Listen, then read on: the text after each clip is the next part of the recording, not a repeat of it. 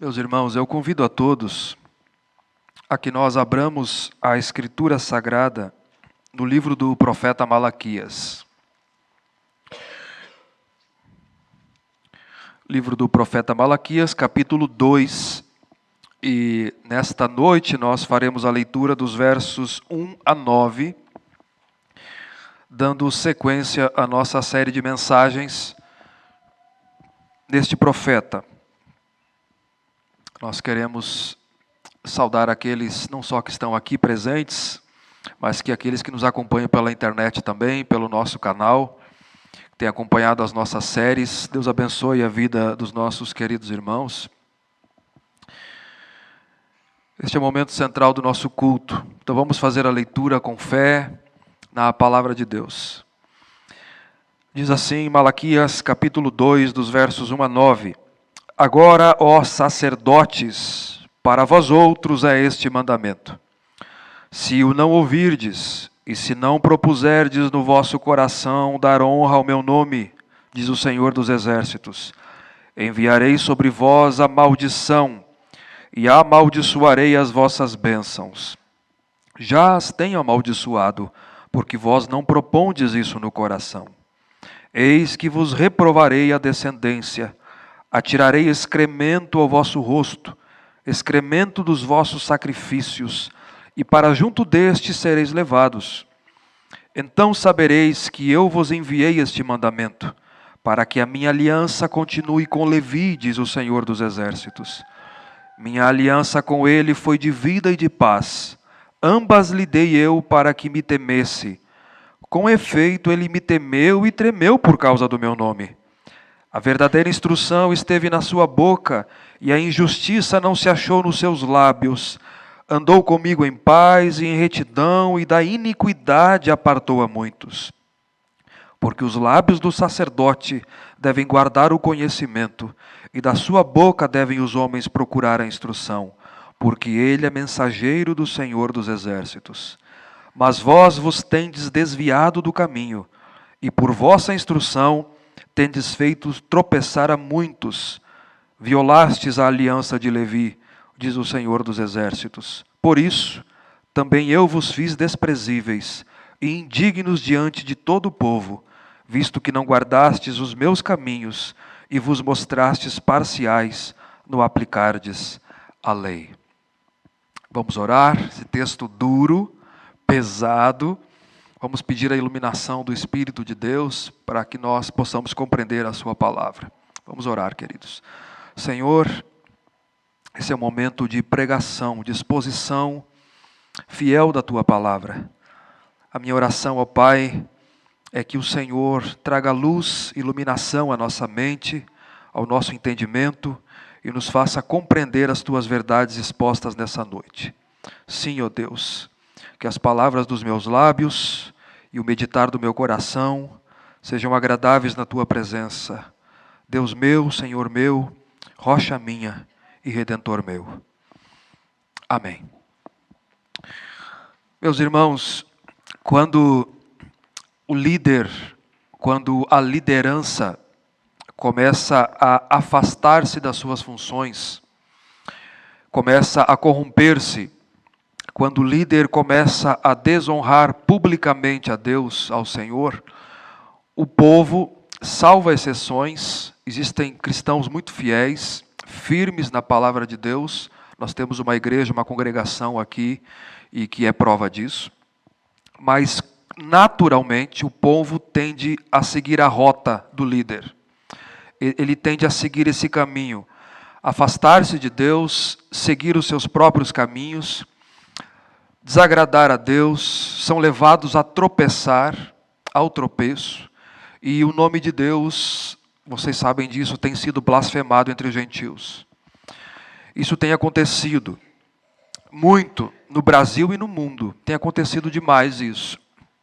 Um ministro, ele pode fazer muito bem uma congregação, como ele pode fazer muito mal uma congregação. Congregações inteiras foram rachadas e acabaram por causa disso.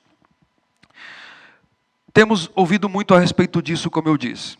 Mas o ponto é que Deus não vai deixar passar isso. Deus vai tratar de perto isso. Existe a hora certa para isso. E essas coisas não passam batidas aos olhos de Deus. Deus vai tratar com isso. Nós estamos estudando que Malaquias ele é o último profeta do Antigo Testamento, é a última voz depois da época de Neemias no Antigo Testamento. A próxima vai ser do João Batista, 400 anos depois. Ele profetiza a nação pós-exílio, já restaurada, em que o templo já está reconstruído a partir de 516 a.C., e as reformas de Neemias, o governador, já haviam acontecido. O povo, aqui, temos que lembrar do contexto, está em grande dificuldade na terra, está em pobreza, em opressão dos povos vizinhos, dos samaritanos, tributo aos persas, eles voltaram para a terra, mas estão debaixo de uma nação ímpia e pagã ainda. Portanto, um povo está em declínio espiritual, em apatia espiritual, o povo está desiludido, está cético quanto às promessas de Deus, e a apatia espiritual tomou conta da vida do povo. E nós sabemos disso. Quando a apatia espiritual toma conta da vida de um cristão, de um servo de Deus, a primeira coisa, uma das primeiras coisas que é afetada é o culto. Ele já estanca a sua presença e a sua fidelidade no culto. Então, o povo estava em apatia em relação à sua vida espiritual, ao serviço a Deus e à adoração no templo, ao culto a Deus. Mas a religiosidade continuava. A ritualística, o cerimonial em Israel continuava. Eles iam ao templo, só que em rotina religiosa. Eram religiosos, sem obediência, sem zelo, sem devoção correta, a começar pelos sacerdotes, que estavam corrompidos. Deus levanta Malaquias para trazer uma mensagem aos sacerdotes em primeiro lugar, e depois ao povo de coração duro, povo indiferente a Deus. Malaquias denuncia os pecados do povo, dos sacerdotes, e chama aos arrependimento e de volta aos termos da aliança. Nessa estrutura que nós temos visto até aqui, Deus fala com o povo, envia a mensagem, o povo, defendendo os seus caminhos, pergunta, interroga a Deus, questiona a Deus abertamente, ceticamente, orgulhosamente, e Deus responde novamente. Na primeira parte, dos versos 1 a 5 do capítulo 1, nós vimos, Deus inicia lembrando o povo do seu amor eletivo. Deus diz ao povo, eu tenho amado vocês. E o povo pergunta, em que o Senhor tem nos amado? Ceticamente. E Deus responde, eu amei a Jacó e aborreci a Esaú. A prova de que eu amo vocês é que eu escolhi vocês. Eu escolhi vocês.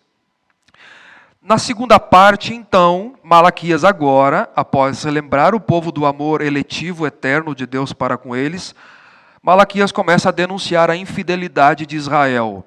E ele começa com os sacerdotes. Ele vai tratar com os sacerdotes, ele começou no verso 6 do capítulo 1, e ele vai até o capítulo 2, verso 9, que hoje encerra. Com os sacerdotes. Essa perícope toda é só com os sacerdotes, os levitas, aqueles que Deus havia escolhido dentre as 12 tribos de Israel, a partir do patriarca Levi, que ele menciona aqui, que era filho de Jacó, que era filho de Isaac, que era filho de Abraão. Deus escolheu essa tribo para tirarem os sacerdotes, aqueles que funcionariam como mediadores entre Deus e o povo, quem receberiam os animais para sacrifício no templo, quem cuidavam do culto a Deus, de todo o serviço religioso em Israel. Eles eram os responsáveis pelo tabernáculo e depois pelo templo, pelo serviço divino e para interceder pelos pecados do povo e conduzir o povo até Deus. Deus escolheu essa tribo para isso. E o culto que Deus deu a eles, a responsabilidade, foi muito regulado. Nós vimos isso. Deus no Antigo Testamento estabeleceu o culto e deu os sacerdotes para zelarem pelo culto. A lei determinava diversos tipos de sacrifícios para determinados tipos de pecados.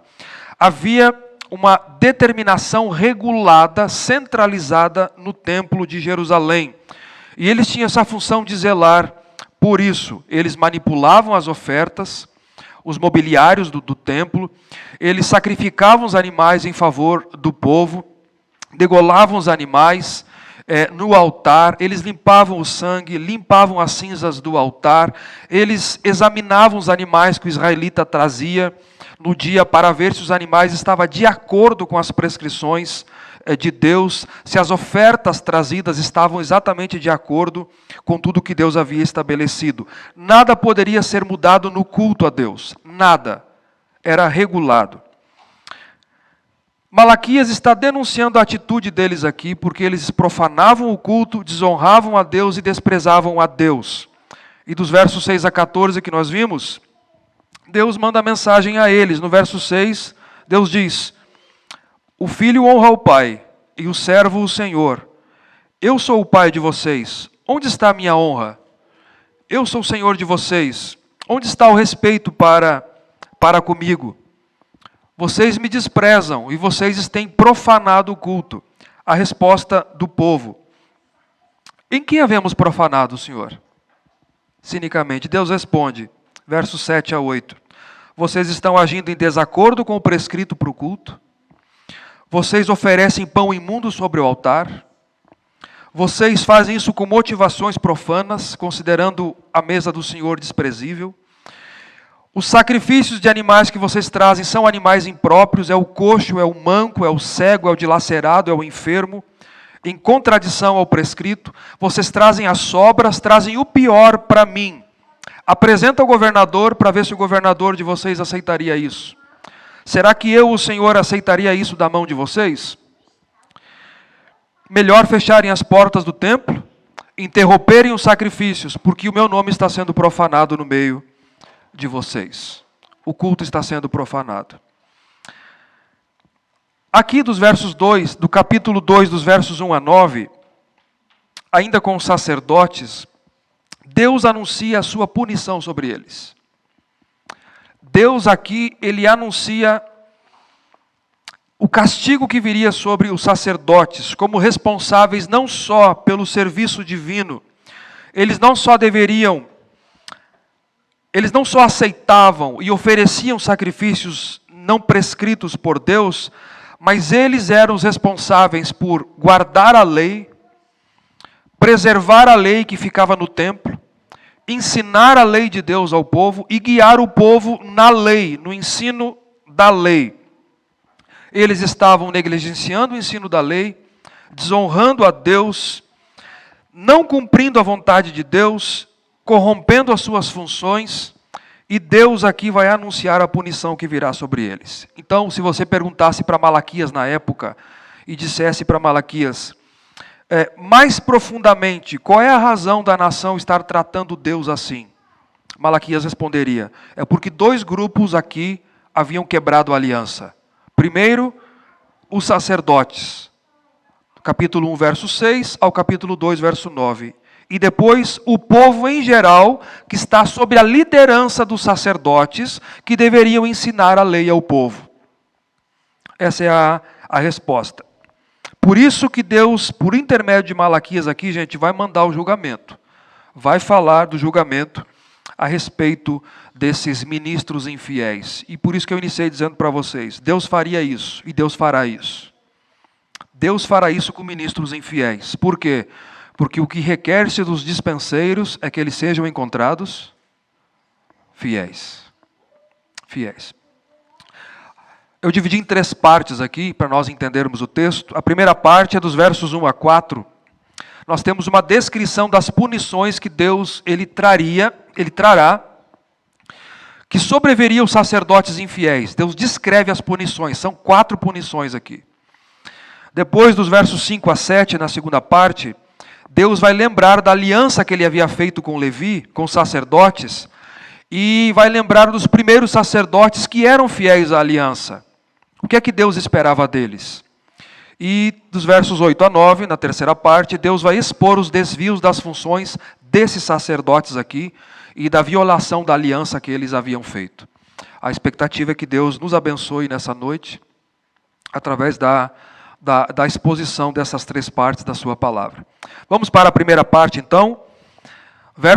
Dos versos 1 a 4, a descrição das punições que Deus trará aos sacerdotes infiéis.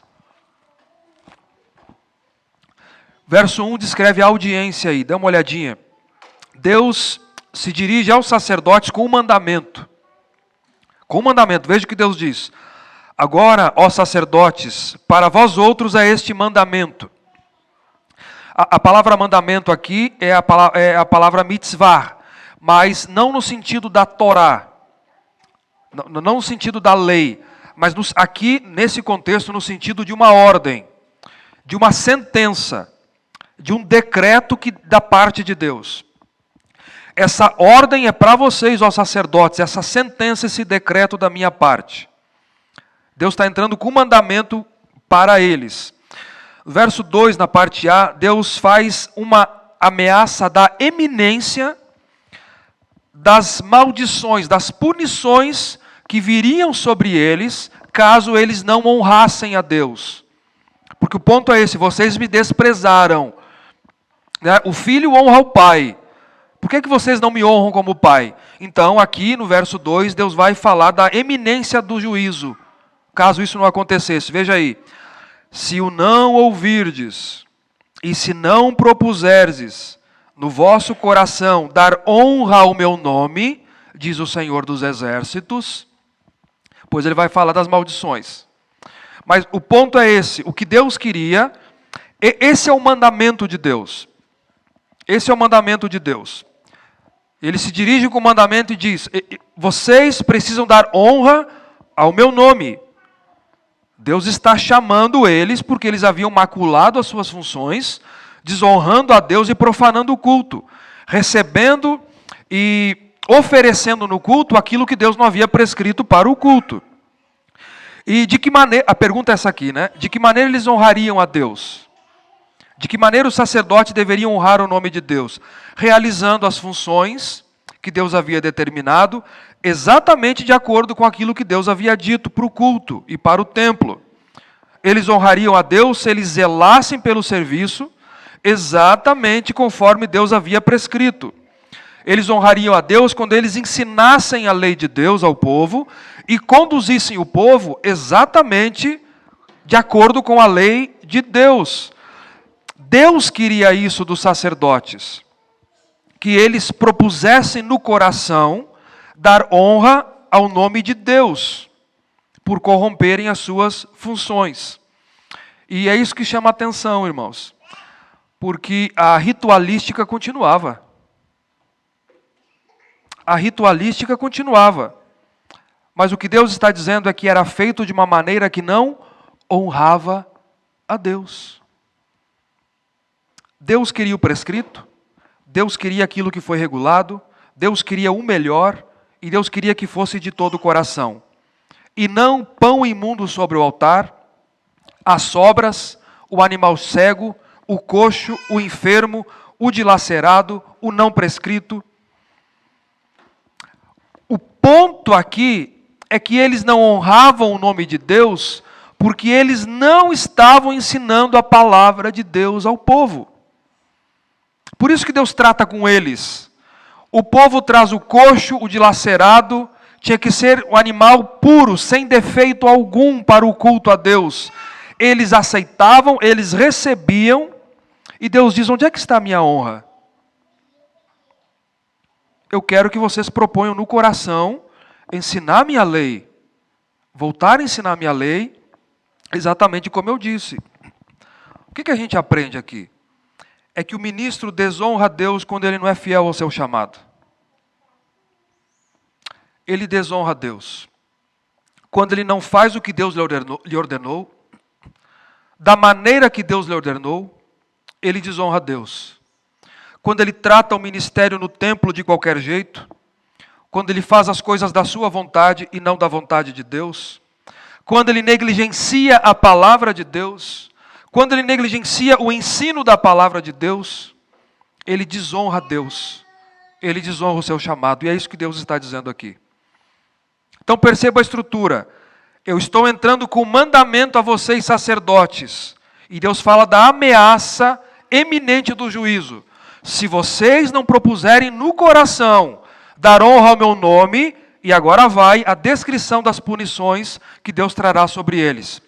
São 4 punições e uma conclusão. A primeira está no verso 2. Deus disse que enviaria maldição aos sacerdotes. Vejam aí, gente, a seriedade. Eu vou enviar maldição, veja aí. Enviarei sobre vós a maldição. Vejam como a negligência para com a lei de Deus e as funções no templo eram sérias. Essa maldição é uma referência a Deuteronômio 28, verso 15. Se você for lá, você vai ver que está lá a maldição de Deus. Quando os levitas, preste atenção nisso, os levitas deveriam pronunciar sobre o povo as bênçãos decorrentes da obediência, e eles eram os responsáveis de pronunciar sobre o povo as maldições decorrentes da desobediência à aliança. Mas aqui, são os próprios sacerdotes levitas que não estavam obedecendo às prescrições da lei. E Deus diz, sobre vocês, ele fala sobre vós, sobre eles, eu vou enviar maldição. Eles seriam amaldiçoados, punidos pela desobediência. Quando você dá uma olhadinha no contexto em Deuteronômio, você vai perceber que a maldição divina traria desespero ao povo. Desespero. Afetaria todas as atividades do povo na terra. A colheita, a plantação, até o céu mandar chuva. A fertilidade desapareceria, não germinaria a semente e culminaria lá no desterro, que foi o que aconteceu anos atrás. Aqui. E nesse período de Malaquias já estava ruim, o povo estava na pobreza, debaixo de tributos. O que Deus está dizendo é, pode piorar. Pode piorar isso aí. Se vocês não honrarem o meu nome, eu vou amaldiçoar vocês. Enviarei maldição sobre vocês. Essa é a primeira punição. A segunda, Deus amaldiçoaria as bênçãos dos sacerdotes. Vejam aí. E amaldiçoarei as vossas bênçãos. Duas possibilidades de interpretação aqui. A primeira, as bênçãos que os sacerdotes recebessem, Deus amaldiçoaria. O que significa isso? Os sacerdotes e levitas sobreviviam dos dízimos do povo. Dos dízimos do povo. Mas a bênção de Deus desapareceria. É isso que Deus está dizendo. Deus impediria a semente plantada de germinar. Deus amaldiçoaria a colheita. E isso significaria grandes dificuldades para os sacerdotes e para a sua família. Os sacerdotes não receberam herança na terra. A herança deles era o Senhor. Eles foram separados para cuidar do serviço divino, do templo e do culto a Deus. Eles eram sustentados através dos dízimos das outras 11 tribos de Israel. Então, se Deus fizesse isso na terra, eles não teriam sustento. Já estava ruim aqui, como eu disse. A gente percebe até mesmo a razão provável por que eles estavam recebendo animais impróprios do povo. Eles recebiam parte daquele sacrifício que era feito no altar. Dependendo do sacrifício, parte ficava com o adorador, parte era queimada no altar e parte ficava com o sacerdote. Mas o povo, vivendo uma dificuldade na terra, trazia animal coxo, uma perna devorada pelo leão. O sacerdote aceitava, porque parte ficava com ele. Mesmo desonrando a Deus, eles se contentavam com isso e incentivavam o povo a trazer as sobras.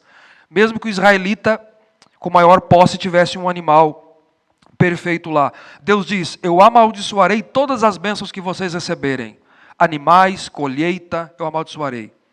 Essa é a primeira possibilidade. A segunda, ou talvez as duas, é que Deus amaldiçoaria as bênçãos pronunciadas pelo sacerdote ao povo no templo.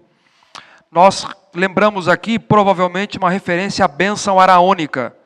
A bênção está em Números, capítulo 6, eu vou ler para vocês. A bênção araônica. Se você puder, ligeirinho aí.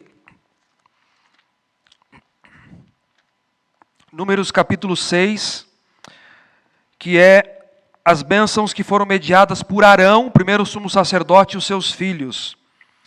Disse o Senhor a Moisés, 6:22. Fala a Arão e a seus filhos, dizendo, assim abençoareis os filhos de Israel e dir-lhe-eis, o Senhor te abençoe e te guarde. O Senhor faça resplandecer o rosto sobre ti e tenha misericórdia sobre ti. O Senhor sobre ti levante o rosto e te dê paz. Assim porão o meu nome sobre os filhos de Israel e eu os abençoarei. Deus está dizendo aqui, eu vou transformar essa bênção que vocês pronunciam no templo para o povo em maldição. Em maldição ao povo. Imaginem, gente. Imaginem a cena. Alguém que deveria ser uma bênção para o povo é instrumento de maldição para o povo agora.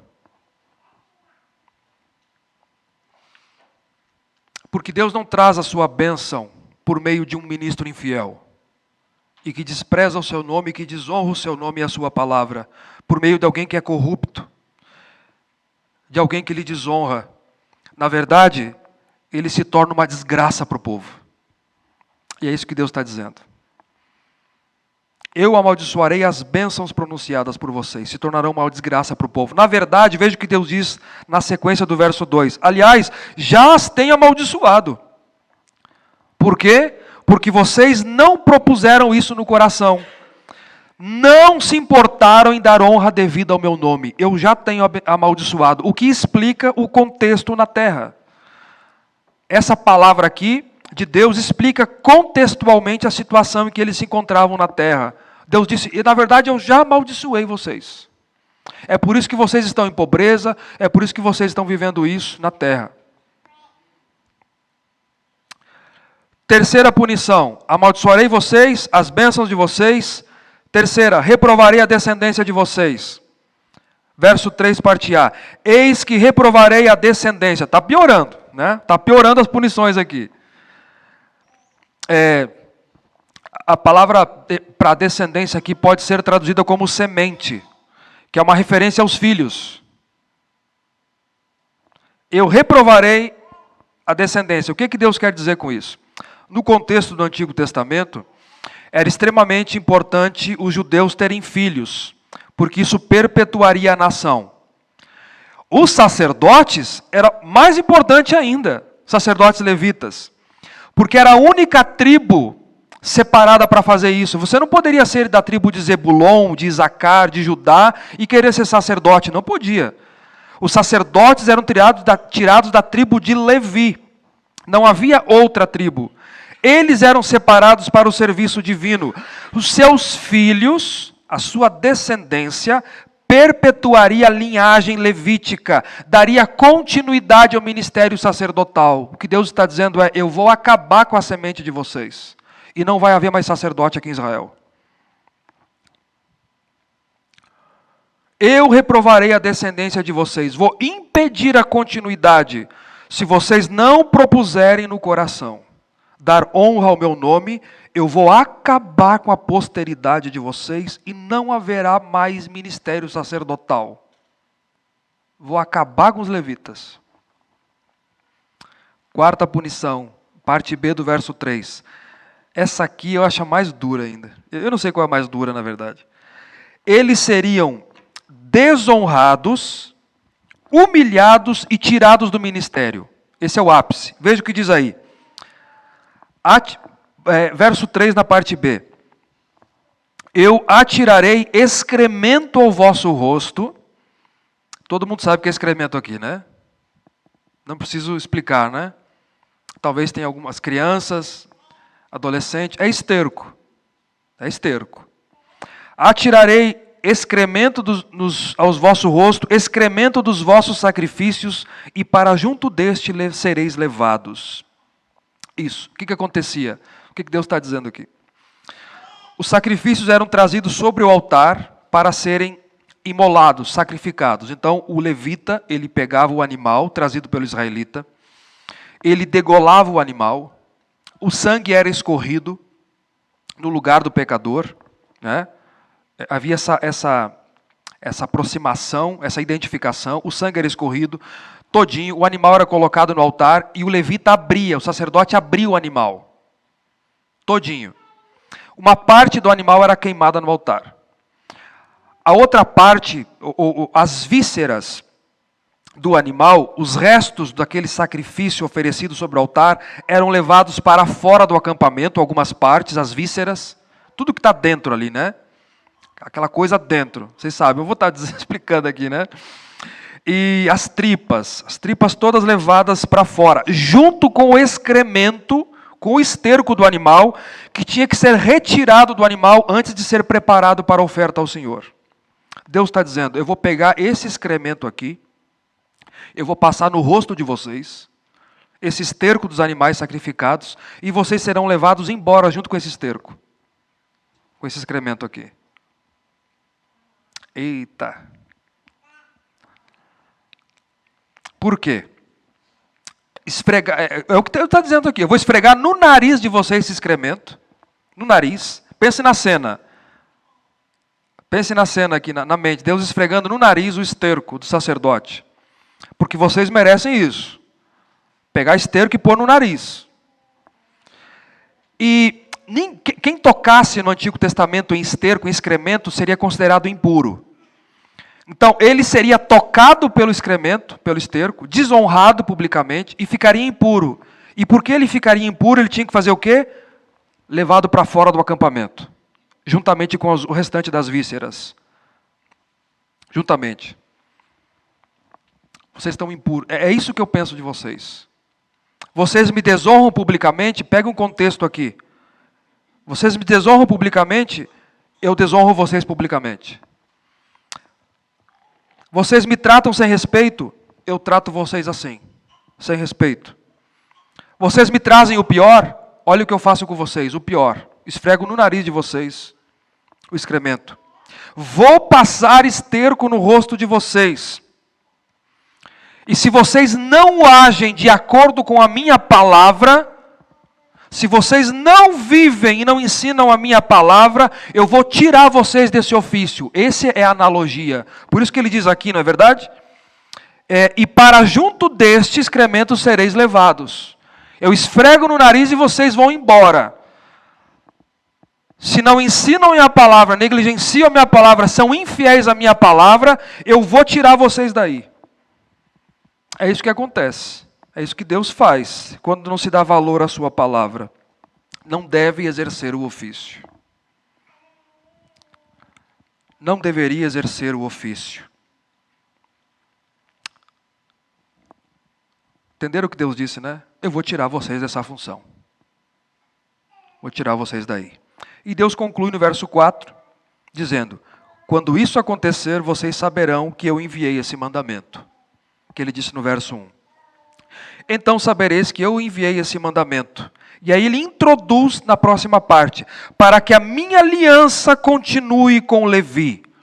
Agindo assim, vocês saberão que eu enviei o mandamento por causa das punições. Eu vou agir assim. E Deus vai dar a razão, então, que é a segunda parte do sermão, versos 5 a 7. Deus vai lembrar da aliança que ele fez com os sacerdotes. O que Deus esperava dos sacerdotes e da fidelidade dos primeiros sacerdotes. Ele encerra no verso 4 dizendo, para que a minha aliança com Levi continue. Que aliança é essa? Deixa eu explicar isso para vocês. Que aliança é essa aqui? Quando Deus tirou Israel do Egito, por meio de Moisés, Deus escolheu o irmão de Moisés, que também era da tribo de Levi, Arão, para ser o primeiro sumo sacerdote de Israel. E Deus diz que de Arão, ele tiraria os sacerdotes levitas, esses aqui, que não receberiam herança quando entrassem na terra, eles receberiam sustento das demais tribos, seriam os responsáveis pelo templo, por todo o serviço religioso e por ensinar a lei ao povo, por guiar o povo na lei, eu já falei sobre isso. Essa aliança aqui, provavelmente o que ele está se referindo, não é somente com Arão, mas essa aliança foi firmada particularmente com o neto de Arão, que era Finéias. O neto de Arão, Levi, da tribo de Levi, Finéias, está em Números 25. Você pode ler lá, dos versos 1 a 15. Deus diz para ele, nessa aliança, a Finéias, porque ele foi fiel ao Senhor. Leia em casa Números 25, você vai ver isso. Ele foi fiel a Deus. Deus prometeu que a sua família seria para sempre a família sacerdotal em Israel. Deus prometeu para Finéias.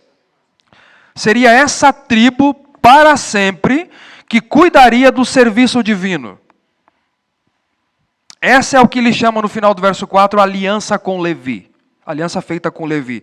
E nesses versos aqui que nós veremos, Deus vai dizer o que Deus esperava dos sacerdotes com essa aliança e de que maneira esses primeiros sacerdotes aqui responderam. Não esses da época de Malaquias, mas os primeiros sacerdotes. De que maneira eles responderam à aliança. Veja aí.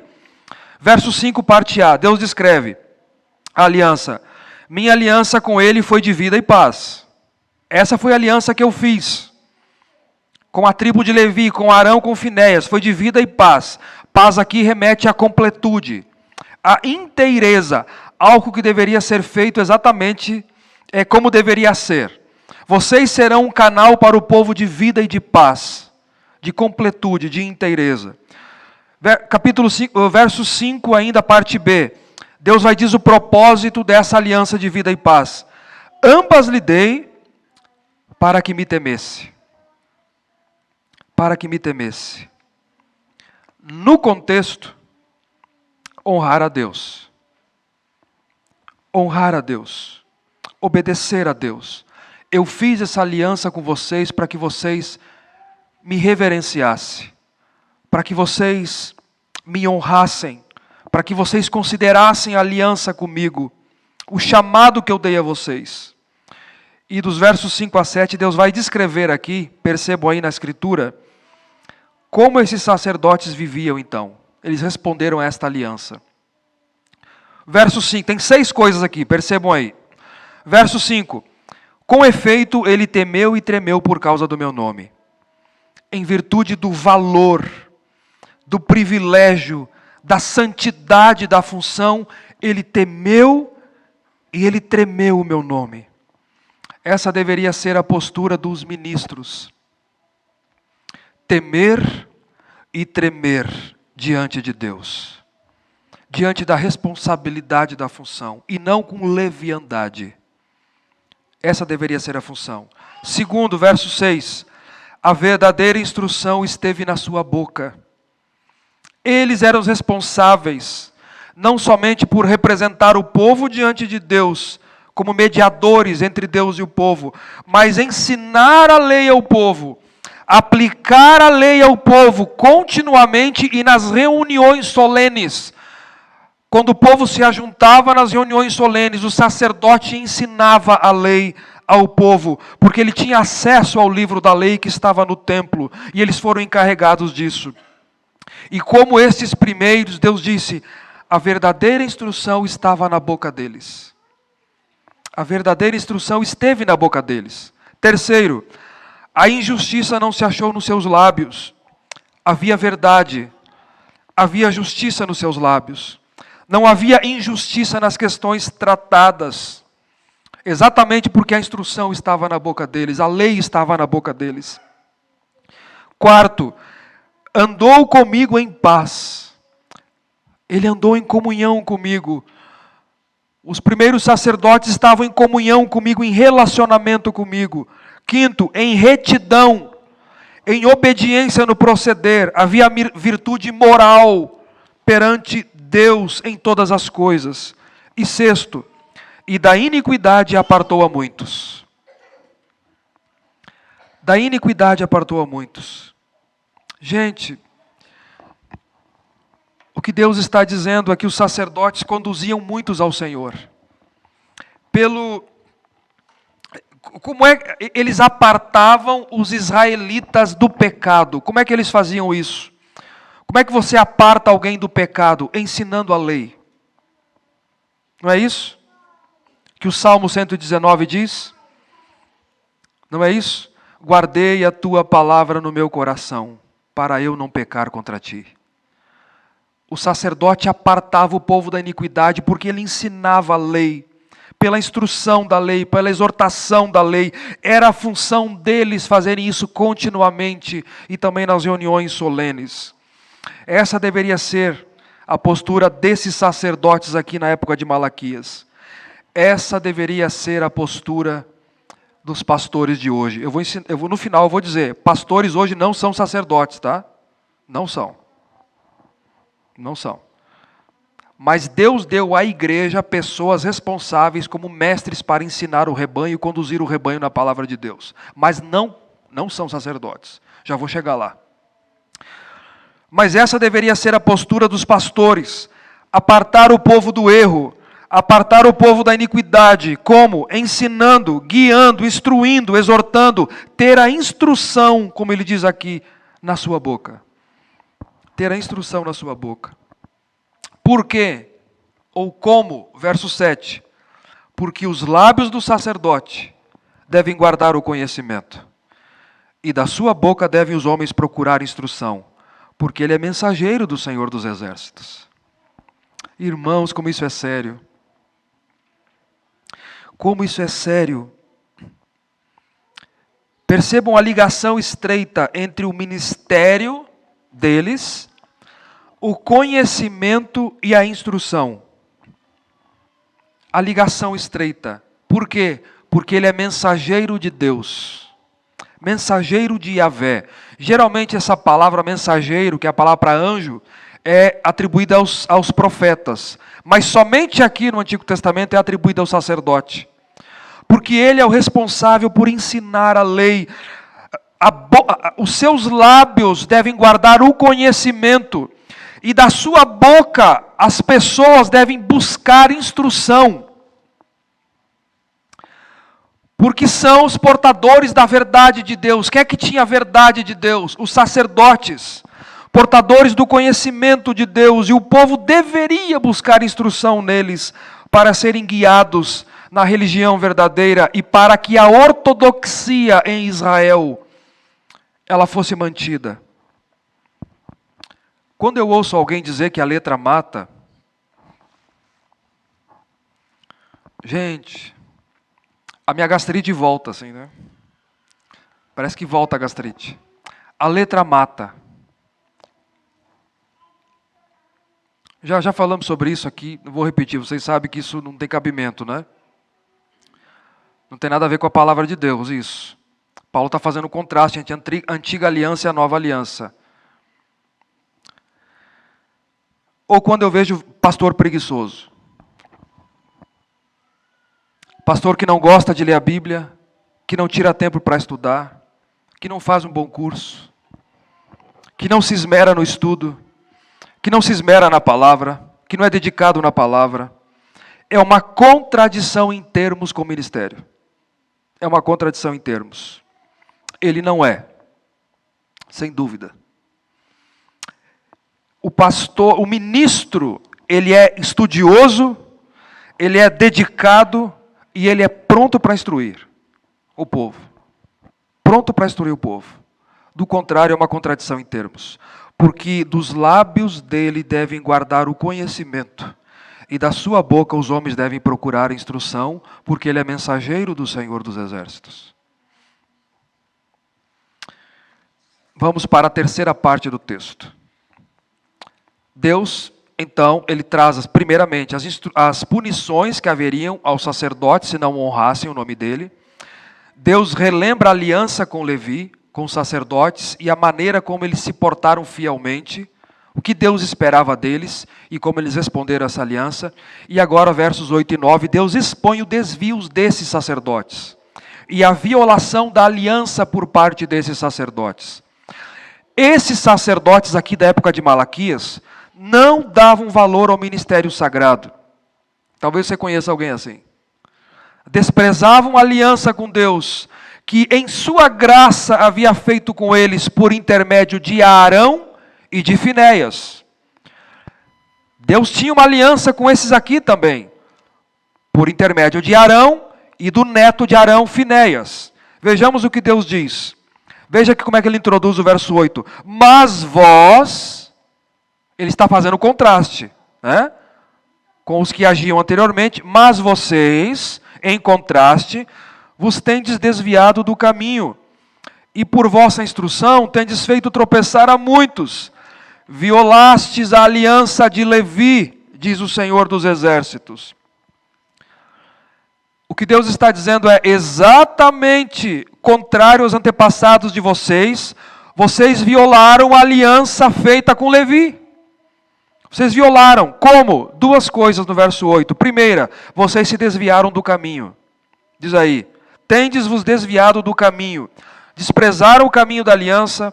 Deixaram de seguir o padrão que foi acima, que nós meditamos agora, determinado por Deus. Sem temor a Deus. As prescrições quanto ao culto, como Deus queria que o culto fosse ministrado em Israel, no templo. A negligência com a palavra de Deus, a negligência com o ensino da palavra de Deus, tratando o sagrado como comum, se afastaram da lei de Deus. Vocês se desviaram do caminho. E segundo, que atenua o pecado. Isso aqui atenua o pecado. Veja, preste atenção nisso. E pela vossa instrução, tendes feito tropeçar a muitos. Lembra que eu disse para vocês que o padrão é esse? Conforme o líder, ele se afasta do caminho de Deus, o povo vai se afastando. Eles não somente negligenciavam a lei, transgrediam a lei, mas eram causa de tropeço para muitos. Muitos do povo de Deus eram levados a tropeçar, eram afetados, eram levados ao pecado e ao erro. Por isso que as punições sobre os ministros seriam mais rigorosas. Porque além de se desviarem, as suas atitudes levavam outros a pecar também. E percebam um dado, não sei se você pegou no texto aqui no verso 6. O verso 6 diz que, quando, fazendo referência aos primeiros sacerdotes, a verdadeira instrução estava na boca deles, então muitos se apartaram da iniquidade. Por causa disso, não é verdade? Agora, porque estes se desviaram da verdade, eles fizeram muitos tropeçar. Muitos foram levados ao tropeço. E ele finaliza no verso 9 dizendo, por isso, é a conclusão, ele está fechando o pensamento. Por isso, também eu vos fiz desprezíveis e indignos diante de todo o povo, vistes que não guardastes os meus caminhos e vos mostrastes parciais no aplicardes a lei. Eram religiosos, ritualistas, conheciam a verdade, mas não praticavam a verdade, não guardavam os caminhos de Deus. E como juízes, porque eles também eram juízes das causas do povo, eles mediavam as causas do povo. Como juízes, Deus diz aqui, vocês eram parciais no ensino da lei e na aplicação da lei. Eram injustos, faziam concessões, acepção de pessoas na aplicação da lei, e isso atenua o pecado de vocês. Atenua o pecado de vocês. Por isso Deus diz, também eu vos fiz desprezíveis e indignos diante de todo o povo. Ele está se remetendo ao verso 3. Atirarei excremento no vosso rosto, excremento dos vossos sacrifícios, e para junto desses sereis levados. Eu fiz desprezíveis de vocês, e publicamente vocês me desonraram. Eu desonro vocês também publicamente, diante de toda a congregação. É isso que eu vou fazer com vocês.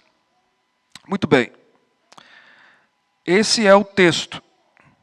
Esse é o texto. Eu gostaria de concluir com algumas aplicações aqui. Tá, meus irmãos? Antes eu quero explicar o que eu disse que eu gostaria de explicar. Hoje não existe mais esse ofício de sacerdotes ou levitas. Os sacerdotes do Antigo Testamento funcionavam como mediadores entre Deus e o povo. E eram eles que ofereciam sacrifícios em favor do povo. Este ofício de mediador e os sacrifícios eram tipos de Cristo.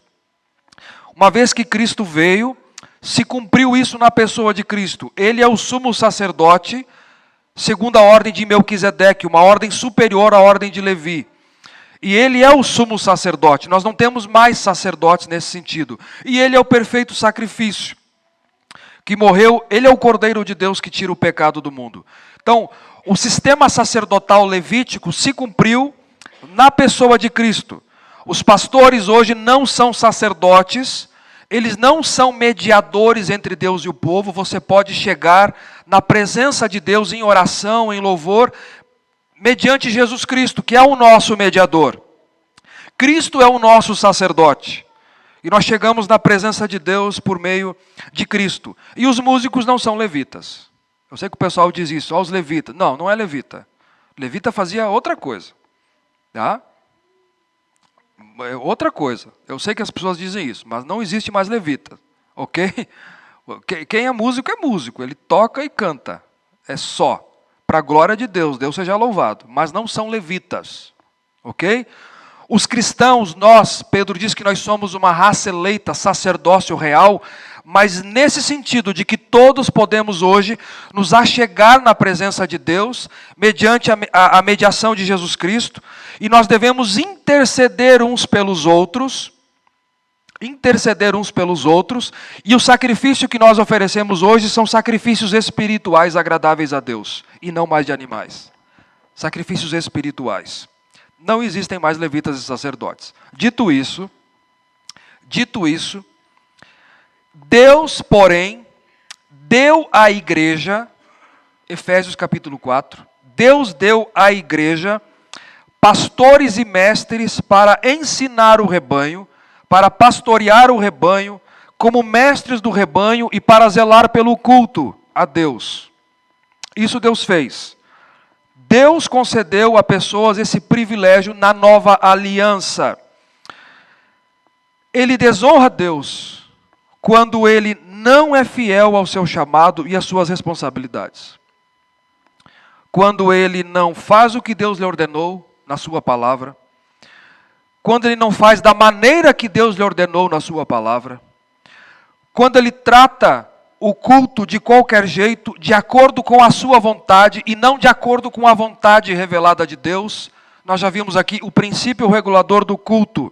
O que é que cabe, o que é que pode no culto? Aquilo que Deus instituiu para o culto. Só pode no culto aqueles elementos de culto que Deus estabeleceu para o culto. Você não pode introduzir novos elementos no culto e você não pode tirar elementos do culto. Quais são eles? Leitura da palavra. Quando você faz um exame do Antigo Testamento e do Novo Testamento, salvas as devidas comparações, você percebe o seguinte, que é a leitura da lei, leitura da palavra, a exposição fiel da palavra, hinos espirituais, salmos, cânticos espirituais, orações, ministração dos sacramentos ou ordenanças, batismo e ceia. E culto a Deus e coleta. Você não tem mais nada no Novo Testamento de elemento de culto. É isso aqui. Qualquer outra coisa que estiver no culto é contrariar, é desprezar, é ir contra as prescrições de Deus. E nós também não temos representações nenhuma. As representações que nós temos é o pão e o vinho, que simboliza o corpo, o sangue de Cristo e a água do batismo. Acabou. Não tem representações. O nosso culto, nós adoramos a Deus em espírito e em verdade. Quando o ministro faz algo contra isso, ele está pervertendo e maculando o culto. Eu sei que pode agradar a muitos, assim, meu coração, foi tão boa aquela dança, tão bonita. Mas eu sinto muito. Não é culto. Você perverteu a aliança. Culto é regulado por Deus. Mas não só isso. Quando desprezam a palavra, quando desprezam o ensino da palavra, o estudo da palavra. 1 Timóteo 5,17, Paulo diz que dignos de duplicada honra ou de duplos honorários são aqueles presbíteros que governam bem e se afadigam na palavra e no ensino. É isso que Paulo diz. É uma contradição não fazer isso. Qual foi a violação da aliança aqui? Negligência da palavra, desobediência à palavra e parcialidade na aplicação da palavra. Quando a orientação é essa aqui dos versos 5 a 7. A orientação era essa. Eu dei a minha lei para que temessem o meu nome, para que a verdadeira instrução estivesse na boca de vocês, a injustiça não estivesse nos lábios, andassem em comunhão, em paz comigo, em retidão, apartar a muitos da iniquidade, porque os lábios do sacerdote devem guardar o conhecimento, e da sua boca devem os homens procurar a instrução, porque ele é o mensageiro do Senhor dos Exércitos. Não cabe na minha mente, e aqui eu não sei vocês, mas é uma opinião minha, não cabe na minha mente um líder preguiçoso que não se dedica à palavra. Não cabe na minha mente. Não cabe na minha mente, e aqui talvez alguém possa não concordar comigo, eu estou aberto a isso, mas não cabe na minha mente uma comunidade cristã, uma igreja que não tenha estudo bíblico, escola bíblica dominical. Não cabe na minha mente. Não cabe. Tá? Segundo, Deus pedirá contas por um caso importante, não somente quando se negligencia, quando transgride a palavra, mas quando somos causa de tropeço para alguém. Causa de tropeço. A nossa função, a função do líder, daquele que lidera algum departamento, é instruir na verdade, apartar o povo da iniquidade e não conduzir o povo à iniquidade, não como instrumento de iniquidade ou para a iniquidade.